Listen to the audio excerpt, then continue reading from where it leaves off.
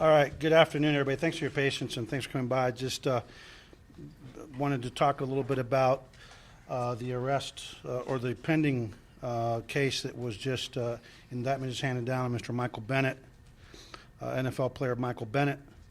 I'm going to walk you very quickly through the incident, how it occurred, our investigative actions, and then I'll open up the questions. On the day of the Super Bowl, at the end of the Super Bowl, as you all know, at the end of any Super Bowl, people try to get on the field, try to get on the field. Some people belong on the field, some people don't belong on the field. On that day, this is our Super Bowl here, the NRG. Mr. Bennett forcibly opened the locked doors at the southwest corner of the NRG Budweiser tunnels, even though security stated he did not have access to the tunnels to get to the field. In an attempt to push his way and force his way into this field, again, Mr. Bennett forcibly opened locked doors. He pushed back one female who was 28 years of age, a white female was 28 years of age, and pushed back another male individual. Mr. Bennett then went up to a 66-year-old black female employee, again, of the NRG, paraplegic, and pushed her. Mr. Bennett's assault on this individual actually caused injury. According to their medical records, a sprain of her shoulder. Mr. Bennett then continued to try to get through onto the field, at which time one of our officers, Officer Morgan from our East Side Division, who was actually working at the stadium providing security, who witnessed the incident, attempted to contact Mr. Bennett and actually tried to stop him and question him. Bennett disregarded Officer Morgan, said you, and walked past him on the field. Mr. Bennett also, after pushing the females, both the 28-year-old white female and the 66-year-old paraplegic black female, stated to them, "You all must know who I am, and I can own this MF mother. I'm going onto the field whether you like it or not," and those are quotes. Again, Officer Morgan attempted to intervene and walk up. Officer Morgan then did an assessment based on the fact that he was a one-man unit. Mr. Bennett's much larger than he is. There's pandemonium, and quite frankly, he recognized Mr. Bennett as being the Michael Bennett, who, as you all know, is here in Houston and is an NFL player. He knew that he had to keep eyes on that location. He did not feel that Mr. Bennett posed an additional threat to anyone by going onto the field, and he made a split-second decision to check on the women, especially the 66-year-old paraplegic that was knocked down, and he decided to check on them. Officer Morgan actually took a report that day and took a complete incident report that was assigned in May to the Homicide Division. The Homicide Division, as you all know, when I got here in January, one of the things that I noticed, I got here in November 30th, December 1st.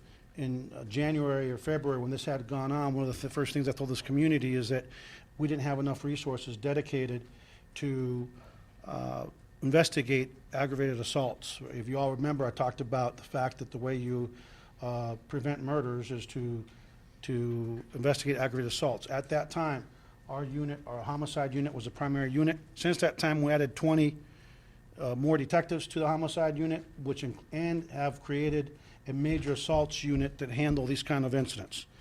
Detective Hobson was assigned that case on 5/9/17, and like we do with all our cases, he prioritized his caseload based on the seriousness of the injuries.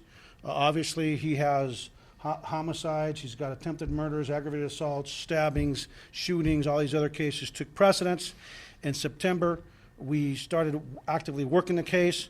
On September 27th, he actually interviewed complainant Tatum. He interviewed the other complainant On September 27th, he interviewed a witness. On September 28th, he interviewed Officer Morgan. And on 10/17, traveled to NRG 3 times and met the security manager at NRG. To make a long story short, he had a hard time trying to get through to the suspect in this case, Mr. Bennett. But at this point in time, we'll just make it real clear that Mr. Bennett's case was presented to a grand jury by the district attorney's office, and today they returned a true bill and indictment for felony assault on an elderly person. I just want to say that Mr. Bennett may think that because he's an NFL player and because some time passed, because we have to prioritize our cases, he may have thought that, number one, rules don't apply to him.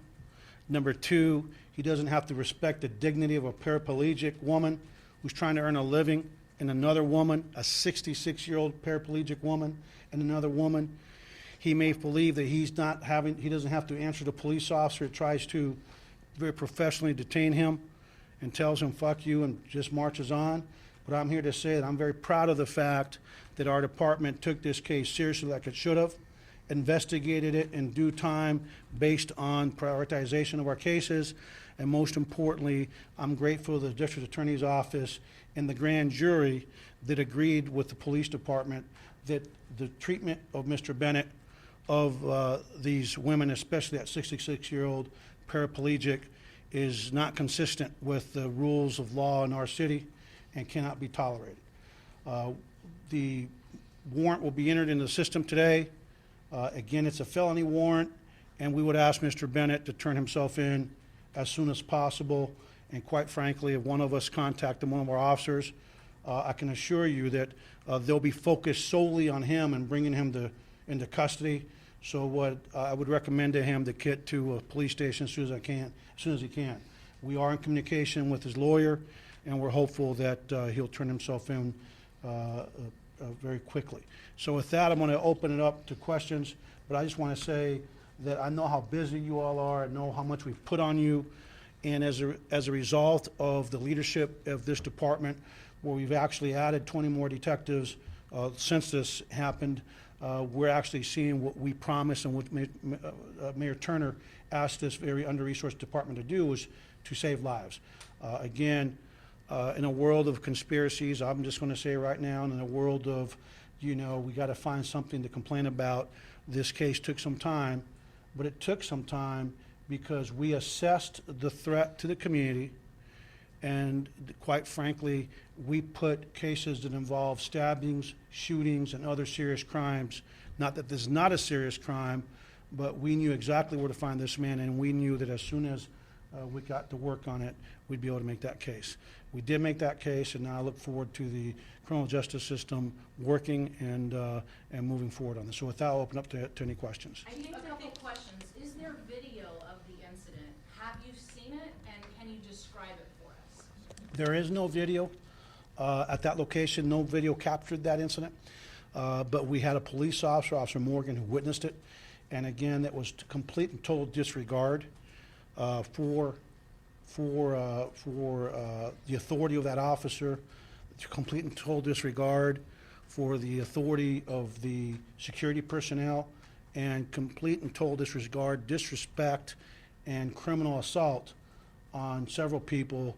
But most certainly, I think it's very offensive to me that a man that's supposed to be an example, a professional athlete, would think that it's okay to treat people like this. And I'm, again, grateful that the guy that decides to push a 66-year-old black female paraplegic little old woman that's trying to make a living, making a fraction of what he's making, not only did they have to put up with his verbal abuse, but had to put up with his physical assault. And I'm glad that we had the outcome that we had today in the grand jury. And again, I want to thank Kim Ogg and her team with working for us. Did his attorney offer any kind of explanation, or what did his attorney say? Well, this case is going to go to trial, obviously, or potentially, or it's still going to move on to the criminal justice system. I don't want to, I think you're going to have to call his attorney and let him speak for them. But I can tell you that we certainly weren't going to tolerate this behavior. And the way we treat this is the way you treat two women, especially a 66-year-old paraplegic, it's very telling of his character, and I'm glad that we're at today. I can understand the caseload because I think we've all seen how you restructured the department. But the thing is, I remember after Super Bowl 51, the heightened priority to find Tom Brady's jersey. That impacted no one, not a 66-year-old paraplegic woman. And the thing that I'm having trouble understanding is you got a report of that night. You also got this report of this assault. How did that one supersede? Yeah, I mean, that's a really good question that you're asking. Let me just say this. I could care less about that jersey. I told you all then. If you recall, the lieutenant governor talked about calling out the Texas Rangers. I could care less about that jersey. But here's the difference. We knew who the suspect was in Mr. Bennett. We knew what he had done, and we knew where to find him. The only reason I had an interest in that stupid jersey was that this is supposed to be the most secure event on planet Earth. And someone, by the way, remember that the only people that are responsible for, there's only 2 locations that the NFL security is responsible for, and that is the locker room. The reason that we actually were interested in making sure we find that is because we know there's another Super Bowl coming. We know that it is the eyes of the world in that Super Bowl. We know it's a tremendous faces potential threats from our enemies. And my question that I asked my team, how in the world did somebody get through all that security and take the winning quarterback's jersey on that day? So that created a potential threat, that we needed to solve that puzzle, because we wanted to make sure that our colleagues that were visiting from the Minneapolis Police Department, we wanted to make sure that we can identify any type of shortfalls, which obviously there was one, in the security that the NFL was doing, and that's why it was so critical to try to figure out what happened. Because if someone's taking something out, what's to say somebody's not going to put something in? And we saw what just happened in Austin for the last several weeks. We want to know how in the world did that happen, and that posed a threat. So did the investigators speak at all with this 66-year-old woman? And when you all spoke with her, was there any sort of explanation of why this dragged for more than a year? I mean, the bottom line is this woman's been a phenomenal witness for us. She's been extremely cooperative. Houstonians know that that we have to prioritize cases. And just because it's an NFL player, I'm sorry, that doesn't heighten it for me. What I wanted this man to do is we reduced my first year homicides by 32 cases. That's what we were focused on. This year, because we've done all the things that we've done, homicides year to date are down about 12% as of today, on top of what we were down last year. So, you know what? She knew that we were on it. She's been very cooperative. She's a person, a member of this community, and she knows that we want to get her justice, but we have to prioritize. And the other thing is, once we started working it, it's not like the NFL and Mr. Bennett was the easiest people to interview, which we wanted to get that interview, and you got it, right? So. And more about the victim, does she still run security over at the stadium? She doesn't run security. She works for NRG. I'm not sure if she's still working there. She still works there. Anything else? Well, I mean, I've got some of that information here, but on some of these folks, but I will just wait for that to come out later on in the case. I can tell you that she had to get medical treatment, and she had to be prescribed medication and other things that she had to deal with. Now, you can imagine being a 66-year-old paraplegic woman and some big guy just knocks you on your butt because he wants to get on the field. I'm sorry, that's not the way it works. And quite frankly, it was that important. He should have gotten together with the NFL to make sure he had the proper credentials and planned ahead. How was she? Did he push her out of the wheelchair? How did he? Did you want to talk about it? Yeah, let me let the detective give you that detail. So for that specific question, she was in a pretty heavy motorized wheelchair, and so it pushed her back and kind of strained her shoulder. You know what I mean? like because of the force. I mean, I believe the chair's about 800 pounds. That's what she told me. Do you know what so he hits her, pushes her back, do you know what the wheelchair hit? The wheelchair Like hit didn't something move. else? The wheelchair didn't move. It's 800 pounds. Oh, That's I'm that sorry. that kind of strained the I shoulder. got you, right. Just the impact. Exactly. I got you, yeah. That's pretty pathetic. Yeah. Was what she was using, was it more one of those scooters, or was it? It's a motorized wheelchair. She's a Motorized. fully paraplegic. She has no, from mid-chest down, nothing. So while there is no video detective that kind of captures this incident, you all did take a report that day.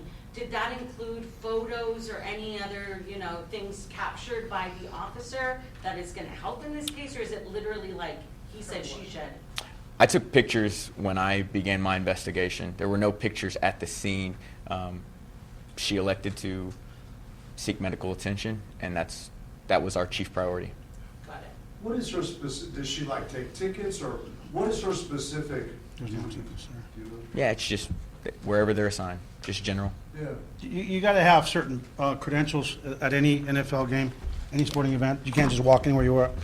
And the Texans do a really great job of providing employment to our entire community, including people with physical disabilities. I've seen these folks out there. They're just salt of the earth folks, and I think it's pretty pathetic that you would put your hands on a 66-year-old paraplegic and just act like they don't exist, and treat them this way. So, again, to your point, the bottom line is we knew who he was. The officer knew who he was.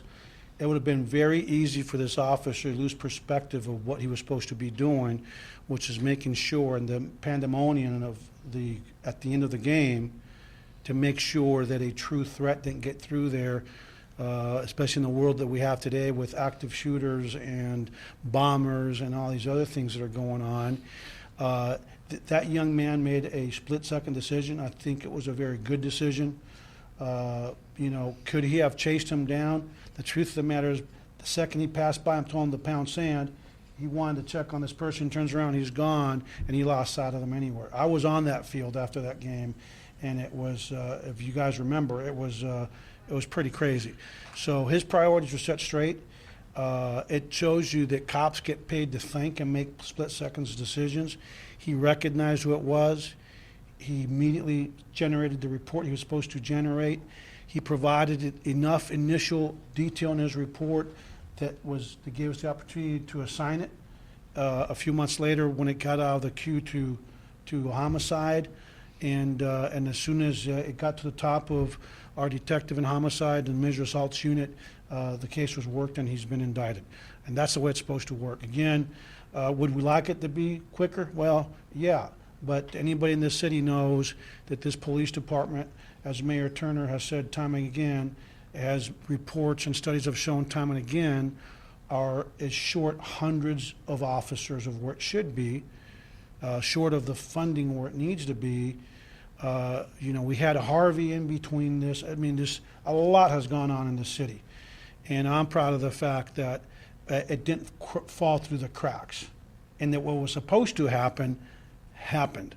And now he gets his day in court like everybody else, but I'm very confident that based on the totality of the evidence in this case and the individuals, the victims, the witnesses, including the police officer, that when a jury sees this, they're not going to be too happy. You're obviously sending a real clear message that no matter how big of a star you are or think you are, you're not going to be treated any different, that you're going to be treated like everybody else. Absolutely, and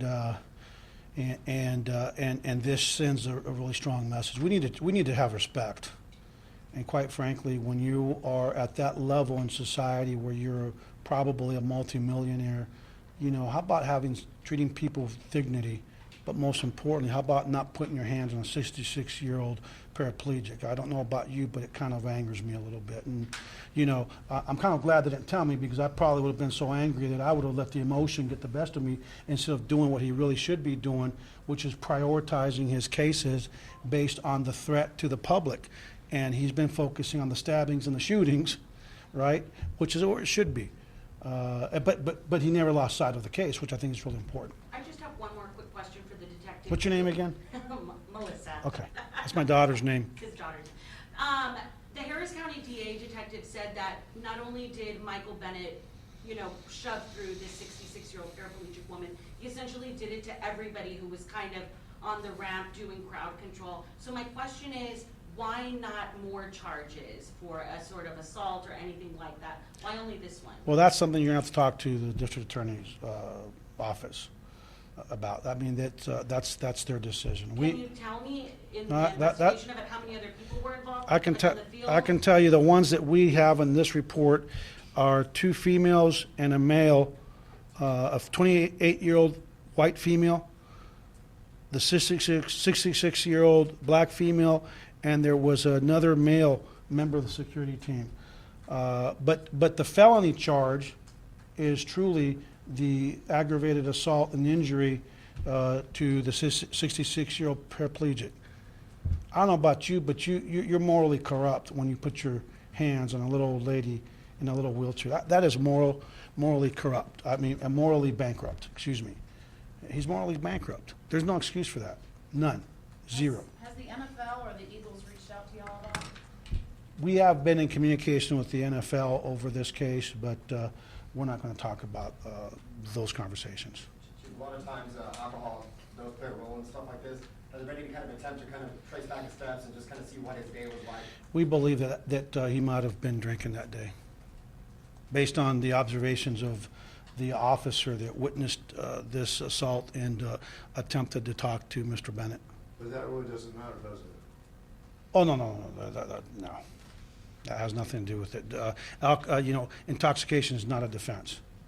Do you know Mr. Bennett's whereabouts today? Have you all tried to contact him? No, but we have contact, and DA's office has contact with his attorney. His attorney has been made aware, and our expectation is that he turns himself in before we catch him. If we find him on the streets, we're going to arrest him. Did he have authorized entry, on the field level? Did he have some kind of ID or No one at that point had any more. No one else was being allowed onto the field. That's a decision that was made based on the crowd out there.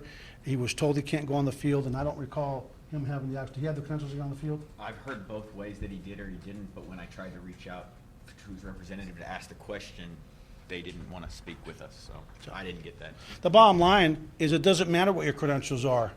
I'm the chief of police of this city. And if I go to try to get in somewhere and they tell me no, unless it's an emergency, I'm certainly not going to sit there and put hands on a 66-year-old. I don't care if his credentials were from Roger Goodell himself. When you're told no, it means no. And there's an issue, you ask for a supervisor. There's a way in a nation where the rule of law is what carries the day, that we handle these things. And it's not by putting your hands on people, injuring people, especially when it's a 66-year-old paraplegic, and a woman on top of that.